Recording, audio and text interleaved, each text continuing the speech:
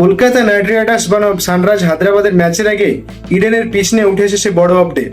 এবার 230 রানের high scoring match নয়, বরং ব্যাটসম্যান এবং বোলারের জন্য ব্যালেন্স পিচ বানানোর সিদ্ধান্ত নিয়েছে সিএবি। তাহলে কি কেকেআর নিজেদের বোলিং শক্তিকে কাজে লাগিয়ে বড় সুবিধা নিতে চলেছে? চলুন দেখে নিই।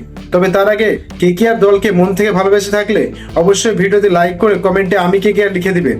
বিসিসিআই সূত্রের খবর, ইডেনের পিচ এবার সামান্য স্পিন থাকবে, তবে ব্যাটসম্যানের জন্য একেবারে দুঃস্বপ্ন হয়ে যাবে না। সুজন মুখার্জি জানিয়েছেন পিচে জল কম দেওয়া হবে যাতে কিছুটা শুকনো থাকে এবং স্পিনাররা বাড়তি টার্ন পায়। তবে কেকেআর চাইছে না এমন কোনো পিচ যেখানে প্রতিপক্ষ ব্যাটিং করতে সমস্যা হয়, বরং 180 থেকে 190 রানের উইকেট রাখার পরিকল্পনা নেওয়া হয়েছে যাতে প্রতিদ্বন্দ্বিতা জমে ওঠে। এখন প্রশ্ন হলো, এই পিচে কি কেকেআর এর জন্য আদর্শ হবে? পিচ থেকে সুবিধা নিতে কি প্রস্তুত সুনীল নারিন, বরুণ চক্রবর্তী, নাকি সানরাইজ হায়দ্রাবাদ এই পরিকল্পনা ফাঁস করে দেবে? আপনার কি মতামত সেটা অবশ্যই কমেন্টে জানাবেন।